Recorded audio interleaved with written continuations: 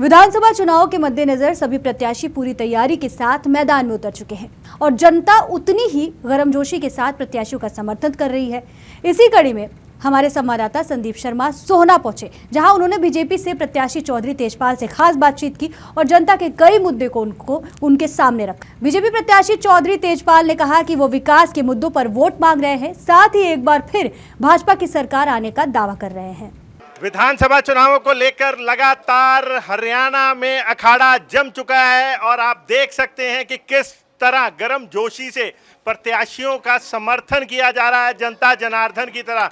जनता जनार्दन की तरफ से आज हम पहुंचे हैं यहाँ पे विशेष जो सोहना के एक गांव में, जहां पे हमारे भाजपा के प्रत्याशी हैं चौधरी तेजपाल चौधरी तेजपाल जी हैं। इनसे जानते हैं, बातचीत करते हैं कि किस तरह का समर्थन मिल रहा है और भाजपा की किन मुहिमों को लेकर ये जनता के सामने इस बार वोट मांगने के लिए उतरे हैं। सर नमस्कार। नमस्कार जी।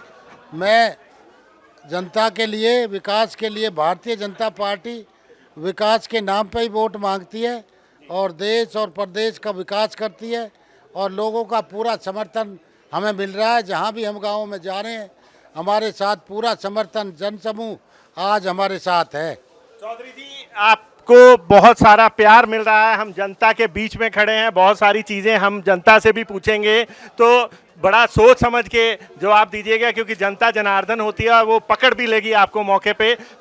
किस तरह की 5 कौन से ऐसे काम रहेंगे जो आप सोहना की जनता के लिए सर्वप्रथम करने के लिए आपने एक सूची प्राथमिकता बनाई होगी? हमने एक तो सोचा है कि हम गर्ल कॉलेज बनवाएंगे सोहना में। गर्ल कॉलेज की कमी है, सोहना को बहुत सुंदर बनाएंगे शहर को। उसमें जो पीछे कमियां रह गई थी उन सबको पूरा करेंगे और पूरे क्षेत्र में कहीं कोई जो दिक्कत है जो पहले अभी पूरी नहीं हो पाई है उन सबको पूरा करेंगे। अभी एक कॉलेज और हमारे मुख्यमंत्री जी आदरणीय मनोहर लाल जी सिरमथड़ा में आए थे, वो अभी अधूरा है, पूरा नहीं हो पाया है, तो उसका भी पूरा करेंगे।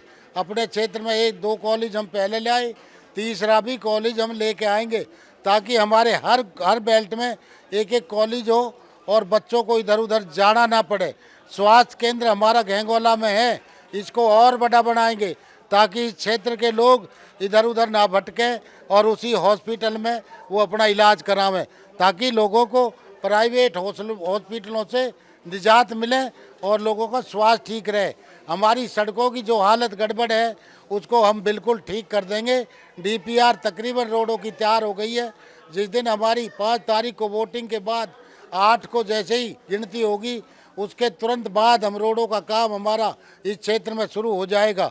और स्वास्थ्य के लिए हम पूरा, और जो हमारे आने जाने की कहीं कोई समस्या है गाँवों में उनको हम परिवहन से जोड़ेंगे ताकि लोगों को आने जाने में कोई दिक्कत ना हो। पीने के पानी की पूरी व्यवस्था करेंगे, पानी सब लोगों को शुद्ध पानी पीने के लिए मीठा पानी मिले, ये भी हमारी एक बहुत बड़ी प्राथमिकता रहेगी। एक हमारी हरचंदपुर डिस्ट्रीब्यूटरी जो हमने 14 में हमने मंजूर कराई थी, आदरणीय मनोहर लाल जी ने उसको मंजूरी दी थी, उस पर आधा काम हो गया है, कुछ काम उसका रह गया है, उसको भी हम पूरा करेंगे। सर, जो लाहा का आज आप खड़े हैं वहाँ पर और यहाँ की जनता के लिए क्या विशेष कार्यक्रम किए जाएंगे, क्या कदम उठाए जाएंगे? जोला का गांव की सरदारी यहाँ पे खड़ी है, जो ये काम हमें, जो इनके लायक है, जो इनका काम नहीं हो पाया है और जो बहुत ज़रूरत है उस काम की, उसको हम पूरा करेंगे। हमने इनसे वादा किया है और इस वादे को निभाएंगे। आज आंकड़े ऐसा कहते हैं कि देश में 60% जो जनता है ये युवा वर्ग है। युवा आज देश छोड़ के उसको बाहर जाना पड़ रहा है। रोजगार के मुद्दों पे आप क्या करेंगे, क्योंकि ये गांव के जो युवा हैं वो अपना माँ बाप को छोड़ के, अपनी धरती को छोड़ के, उन्हें रोजगार की कमी के कारण फॉरेन में जाके बसना पड़ रहा है, उनके लिए कुछ क्या विशेष प्रोग्राम है? रोजगार हमने पहले भी बहुत दिए हैं, युवाओं को काफ़ी रोजगार दिए हैं, बिना पर्ची खर्ची के हमने उनको नौकरी दी है। और सब कुछ हमारे जो युवा हैं, जो अच्छे हैं, जो कर्मठ हैं, जो समझदार हैं, उनके हम उद्योग लगाएंगे, छोटे छोटे उद्योग लगाएंगे, उनको नौकरी लेने वाला नहीं नौकरी देने वाला बनाएंगे। और हमारे क्षेत्र में जो हमारे बच्चे बेरोजगार हैं, जो अपना काम कर सकते हैं, उनको 0% पे सरकार लोन देगी और उनके छोटे छोटे उद्योग खुलवाएंगे ताकि वो सब खुद ही अपने आपे को मजबूत करें और हमारे आसपास के बच्चों को नौकरी भी दें। सर, ये लगातार भाजपा अपने विरोधियों पे आरोप लगा रही है पर्ची और खर्ची। ये है क्या पर्ची और खर्ची? पर्ची और खर्ची ये है कि पहले कांग्रेस की हुकूमत में पैसे में नौकरी मिलती थी, मोटा मोटा पैसा लेते थे, 50-50 लाख, 1-1 करोड़ रुपया, 25-25 लाख लोग अपनी ज़मीन गिरवी रख देते थे, अपनी ज़मीन बेच देते नौकरी के चक्कर में। तो ये पर्ची खर्ची का मतलब ये है जी, हम बिना किसी उसके जो काबिल बच्चे हैं वो अपना टेस्ट दे रहे हैं, और वो छोटे से छोटे गरीब से गरीब आदमी का बच्चा अगर काबिल है तो उसको नौकरी मिल रही है। सर, विपक्ष आरोप लगा रहा है, खास करके कांग्रेस आरोप लगा रही है कि जितना भी विकास हुआ है गुरुग्राम और सोना का, वो हमारे कार्यक्षेत्र में हुआ है। बीजेपी के प्रत्याशी जो हैं वो सिर्फ उस पर अपनी मोहर लगा के अपने नाम पे क्रेडिट ले रहे हैं। ऐसा कुछ नहीं है। केएमपी उन्होंने चालू ज़रूर की थी लेकिन वो कई साल पड़ी रही, और जब हमारी भारतीय जनता पार्टी की सरकार आई तब हमने केएमपी को चालू किया। आज सरपट गाड़ियाँ उस पर दौड़ रही हैं, उसका पूरे क्षेत्र को फ़ायदा मिला। कांग्रेस हमेशा झूठ और लूट की राजनीति करती है, झूठ बोल करके वोट तो लेती है लेकिन काम नहीं करती। भारतीय जनता पार्टी जो कहती है उसको पूरा करती है, कभी भी उस काम में कोई कोताही नहीं करती, और बुजुर्गों का सबका सम्मान भी करती है और उनका काम भी करती है। सर, विपक्ष ये भी आरोप लगा रहा है कि आप अपनी जनता में जानबूझकर भ्रम फैला रहे हैं कि इस बार मैं अगर जीतूंगा तो मंत्री बनूंगा, आपके लिए बहुत सारे काम करूंगा, जबकि पहली बार भी आप जीते थे तो उस समय भी आपको मंत्री नहीं बनाया गया। नहीं, ऐसी कोई बात नहीं है, वो तो पार्टी का सिस्टम है। पार्टी जिसको बनाएगी मंत्री वही बनेगा। जनता की भावनाएं हैं, जनता अपनी भावनाओं को कह रही है। हम तो नहीं कह रहे कि भाई हम एमएलए बनेंगे तो मंत्री बनेंगे, ये तो पार्टी का नियम है। पार्टी जिसको बनाएगी वही मंत्री बनेगा। आप अपना विरोधी इस समय किसको मानते हैं? भाई विरोधी अभी तक तो कोई सामने आया नहीं है, लेकिन कांग्रेस ने जो किया है वो तो हमारे यहाँ पे बारूद ही फेंकेगा, लोगों को कोई सुखी जीवन नहीं देने वाला। सब लोगों को पता है, हमारे बुजुर्गों को भी पता है। जो कैंडिडेट हैं ये जनता जनार्दन ऐसी है, सबकी जन्म कुंडली अपने पास रखती है। ये बुजुर्ग हुक्का पे बैठ के देख लेते हैं, उसके 7 पीढ़ी की जन्म पत्री निकाल लेते हैं कि इसका बाप कैसा था, इसका बेटा कैसा था, इसने क्या किया, इसने क्या किया और ये क्या करने वाला है। ये जनता जनार्दन है साहब, ये तो अच्छे लोगों को ही वोट देगी। अंत में जनता से क्या अपील करना चाहेंगे आप? मैं जनता से ये अपील करना चाहूँगा, भाई आने वाली 5 तारीख को ज़्यादा से ज़्यादा मत दे करके ये जो आहुति गिर रही है राष्ट्र के नाम पे, राष्ट्र भारतीय जनता पार्टी राष्ट्र को मजबूत बनाना चाहती है और लोगों से भी अपील करती है कि भाई आप सब इस आहुति में, इस यज्ञ में आहुति डालें। जब हवन होता है तो लास्ट में कहते हैं भाई सब लोग आ जाओ और एक एक आहुति इसमें डालो, तो सब लोग इकट्ठा होकर उसमें आहुति डालते हैं और वो यज्ञ सफल होता है। तो आज यही बात आज हमारी जनता कर रही है।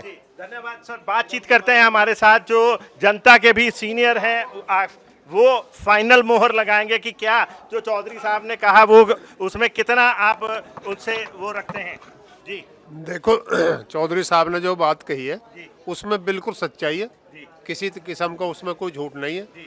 और जनता चौधरी साहब को चाहती है, पूरी जनता, और इनके प्रति अब इतनी लहर चल रही है, आंधी चल रही है, चौधरी साहब बिल्कुल जीतेंगे। विपक्ष ऐसा आरोप लगा रहा है कि इस बार तो जनता मूड बना चुकी है, एक तरफ की हवा चल रही है और इस बार भाजपा को हटा दिया जाएगा। अब आप खुद देख रहे हैं कि लहर किसके पक्ष में चल रही है। बिल्कुल ठीक है जी। इतनी गर्मी में इतने लोग वहां से 2 किलोमीटर से लेके आए हैं और यहाँ कितनी भीड़ है, तो ये तो आप खुद देख रहे हैं जी। और फिर एक बात मैं और भी कहना चाहूँगा, देखो सेंटर में सरकार है भाजपा की, अगर प्रदेश में भी सरकार भाजपा की होगी तो डबल विकास होगा। अच्छा, जो सेंटर के जो स्कूल हैं बड़े बड़े, जैसे मिलिट्री स्कूल है और नवोदय स्कूल जो हैं, ये हमारे इलाके में एक भी नहीं है और ये आते सेंटर से हैं।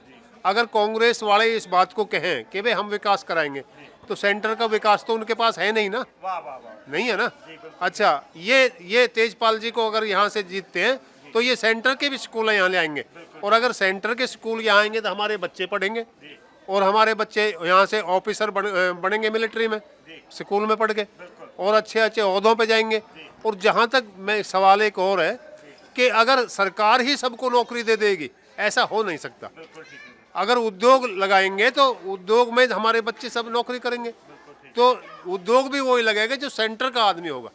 सेंटर से ही उद्योग की उत्पत्ति होती है। बड़े बड़े विदेश से, दूसरे प्रदेशों से और बड़े बड़े जो मुल्क हैं वहाँ से ये सब जो है वहाँ उनके थ्रू ही तो आते हैं ना। प्रधानमंत्री की जो स्कीम होती है, हाँ, सेंटर की स्कीम होती है। तो अब मैं यही कहूँगा यहाँ जो लोग भी हैं आपसे भी कि ज़्यादा से ज़्यादा वोट देकर चौधरी तेजपाल को जिताएंगे तो सेंटर का साथ इनके साथ है, धन्यवाद सर, ना कि किसी और के साथ। धन्यवाद धन्यवाद। तो मैं कहना चाहूंगा कि हमने आज तक सुना था कि हरियाणा का जो वोटर है वो सबसे समझदार वोटर है देश में, क्योंकि वो वही सरकार बनाता है जो सरकार सेंटर में रहती है, ताकि उनका कोई भी काम ना रुके। एक बार और बातचीत करना चाहेंगे। सर नमस्कार। नमस्कार, सर आपका शुभ नाम? मेरा नाम महेश चौहान है। मैं भारतीय जनता पार्टी का प्रदेश कार्यकारिणी सदस्य हूँ। सर क्या कहना चाहेंगे, आज आप यहाँ हैं जनसभा में, इतनी गर्मी में पसीनों पसीन लोग हो रहे हैं, पसीना बहा रहे हैं और यहाँ जनसभाएं सज रही हैं, किसी को ऐसा लगता है गर्मी नहीं लग रही आज? ये गर्मी आप कहेंगे, लेकिन ये जोश आपको देखना चाहिए कि जोश में गर्मी दिखती है ना, सर्दी दिखती है। आज यहाँ जोलाका और बीलाका गाँव में देखो जोश देखिए आप। छोटे से गाँव में इतनी बड़ी तादाद में हमें बाइक की, हमें एक मोटरसाइकिल यात्रा के माध्यम से हमें लेके आए, आधे घंटे हमें पहुंचने में लगा। ये जोश हमें दिख रहा है आपके बीच में। सर आपने छोटा सा गांव कहा, मुझे तो यहाँ के गांव में इतनी बड़ी समझ दिखी जो पूरे देश में कहीं नहीं दिखी। नहीं, गांव छोटा होना और समझदारी अलग, वो अलग बात है। दोनों गांव समझदार है, पढ़ा लिखा गांव है। हमारे हरियाणा में तो सब कुछ आपको पता है कि शिक्षा का स्तर बहुत अच्छा है।